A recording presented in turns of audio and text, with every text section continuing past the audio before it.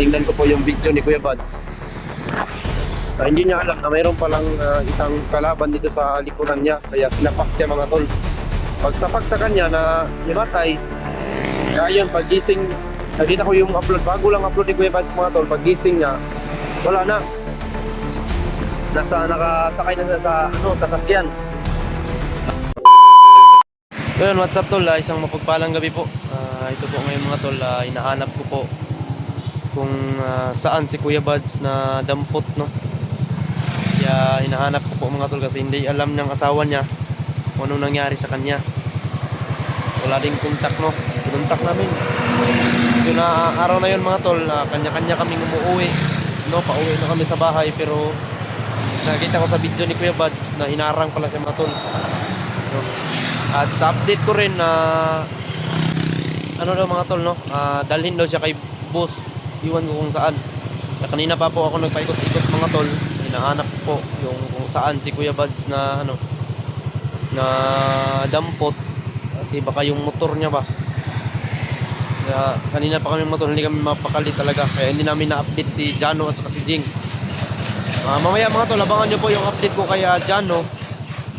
Ay, mag-update po ako kay Jano mamaya. Abangan nyo po mga tol, no? Ako ay lalakad muna ngayon. Nagmotor pa ako mga tol, no? Dahil ayun, hinahanap ko po yung kaibigan nating nawala, no? Nawala talaga si Buds mga tol. Ayun ang hinahanap po namin. Ayun mga tol, no? Lakad na po ako mga tol. Abangan nyo po yung update ko mamaya. Lakad na tayo mga tol. Sabi, walang awa yung kumuha kay Kuya Buds. Kaya kanina pa ako nagpaikot-ikot mga tol, doon patungo sa kanila, may rough road doon. Kaya ang hinahanap ko mga tol yung yung motor niya ba. Kaya ano nangyari doon, hindi namin alam kung klaseng dumampot sa kanya mga tol ba.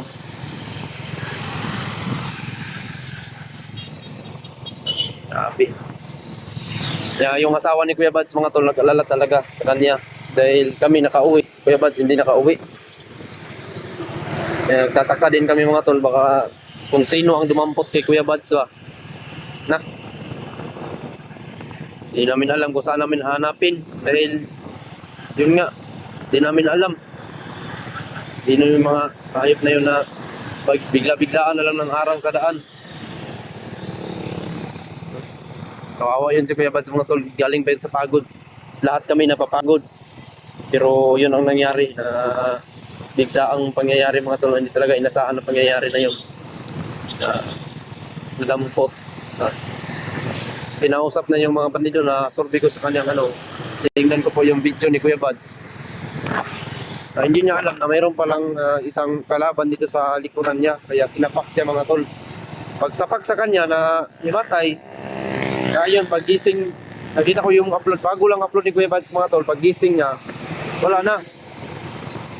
Nakasakay na sa sasakyan. Nakasakay na po siya sa sasakyan mga tol. Kaya grabe. Kaya ako ngayon tol, nag-ikot-ikot pa ako dahil hindi naman pwede na hindi natin hanapin si Kuya Buds. Dahil isa yun sa tumulong po sa akin. Kaya huwag kayong mag-alala mga tol, safety naman po yung mga alaga ko. Bakit sinipti ko kasi hindi ko sinama, baka ano pa yung mangyari mga tol, diba? Magka-problema na naman tayo, problema pa naman ngayon. Kaya mayroon pa nga yung anak nga ni Jing mga tol, hindi namin nailigtas at si Gerald.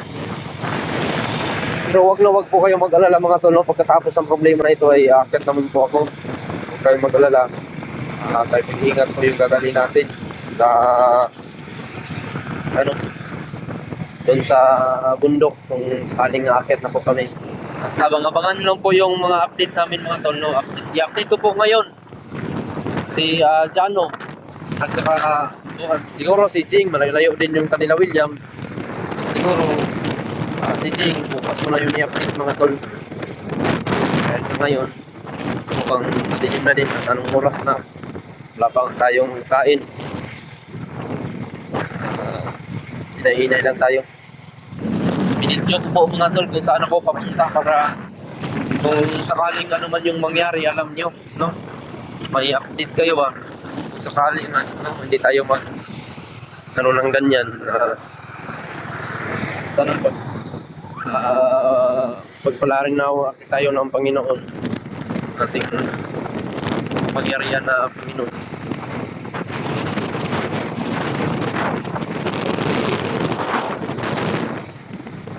Iligtas niya.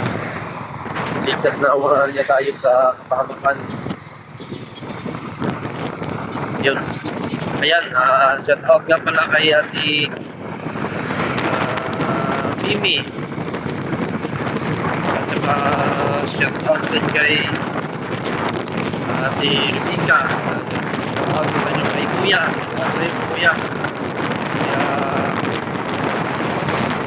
salamat po sa mga itinuro ko po na mga mensahe tungkol sa Diyos.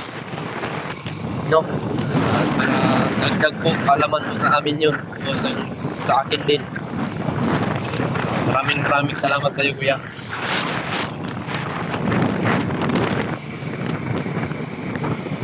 Ay mga tol, no, yung video natin biglang naputol dahil naigo yung camera sa black bag.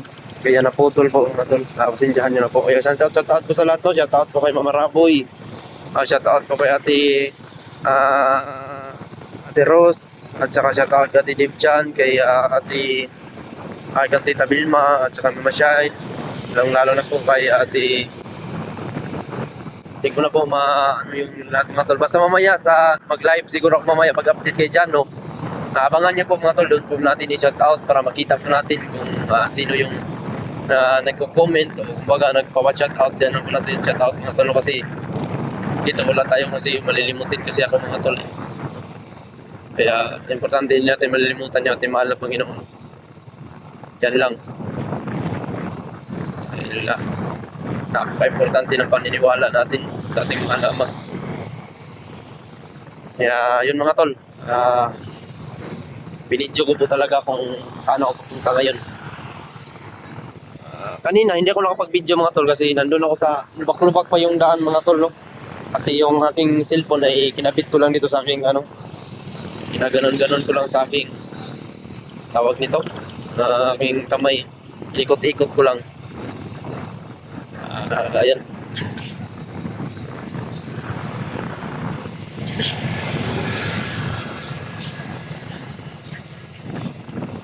Shout out nga pala kay Ate Judith. Thank you so much po sa iyo, ate. Shout out po sa iyo.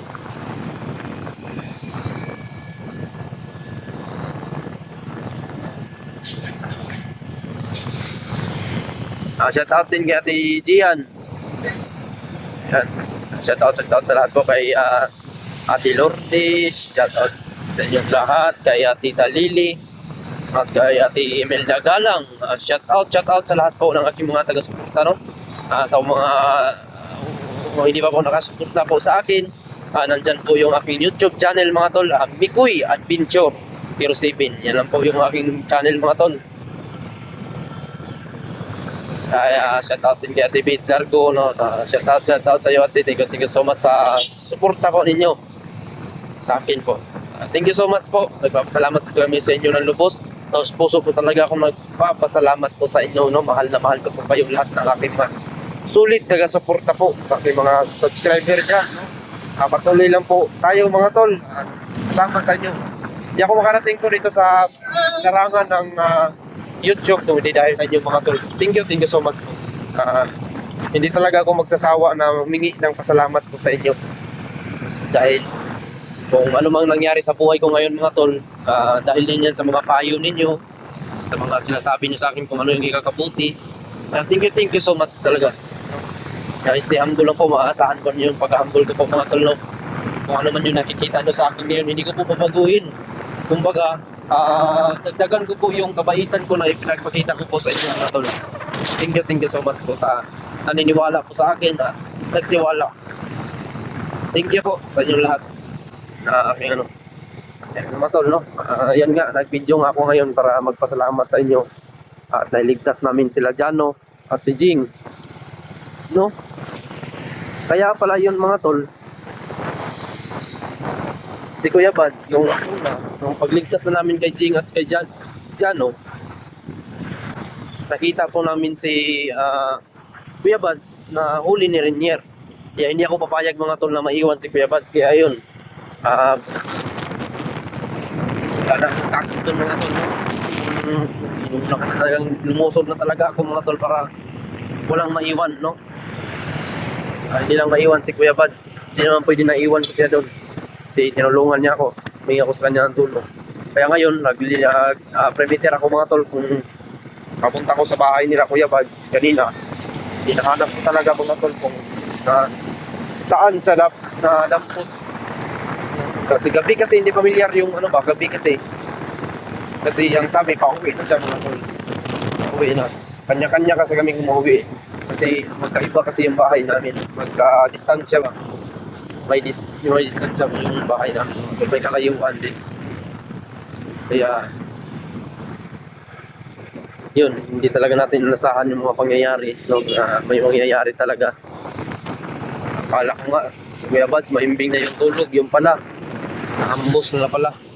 Kagabi pa siya naambos mga tol. Kaninang umaga pa yung Kaninang umaga pa na upload yung video na in-upload ng mga bandido mga tol. Kaya nagtataka nga ako eh. Akala ko talaga maimbing na yung tulog sa pagod. Wow. Gutom. Na ang aming naranasan dun sa bundok. Pero yung pala nasa ano na pala siya mga tol, nasa critical na buhay na pala siya. Nadampot pala si Kuya Buds. At sa nasasabi ko mga tol, at nasagap sa mga balita din sa video ni Kuya Buds na kinakatakutan ko mga tol kasi parang hindi familiar dito yung lugar kung saan dinala si Kuya Buds. Kaya ayun mga tol, yun po yung inaalam ko talaga ngayon mga tol. Hindi ako papayag na ano man yung mangyari mga tol, hanapin ko talaga si Kuya Buds. Lagi akong tumitingin sa kanyang YouTube channel mga tol kung may upload pa para Pero yun mga tol, hindi ko na talaga familiar ron. Ay, sinakay si Kuya Buds sa van. Van yung sinakyan niya. Sabi naman yun. Sabi talaga yung mga tao na yun. Kikita rin tayo. Sabi, dadalhin na nila kay boss daw nila yung dadalhin natin kay boss. Sino kaya yung boss nila? Hindi naman commander yung tawag. Boss yung sinasabi nila mga tol. Kumaga yung kong boss, parang dun yan sa ba? May narinig akong boss na commander. Tinatawag nilang kalaki-lakihan nila.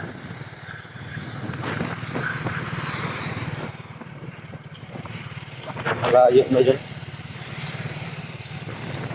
Monitor ko talaga mga tol, hindi ko talaga hindi talaga ako payaan ko na lang. Monitor ko talaga ako mga tol. Basta abangan nyo po mga tol yung live ko po ngayon. Mag-live po ako para kaya Jano. Mag-live po kami ngayon ng Jano mga tol. Sa kalagayan ni Jano. Si Jano mga tol ay hindi gano'ng kalakas na ngayon. May panghihina pa. At may mga nararamdaman din dyan sa katawan niya mga tol. Kasi isang buwan na si Jano na parang bihag o dalawang 2 weeks pa siya nabihag. O ganun nga. Pero yun mga tol, abangan niyo po yung big update live po ngayon. Siguro mga tol, hindi na po tayo magtatagal, no? Kailangan ko na po kasi para mabilis yung takbo natin, kailangan muna natin para basta update ko lang po kayo maya mga tol, mag-live na po ako. Hintayin na po itong video na ito mga tol. I-like niyo po, i-share, at huwag niyong kalimutang mag-comment mga tol, no? Thank you so much sa inyong lahat sa walang sawang suporta. Diyan lang po mga tol, thank you.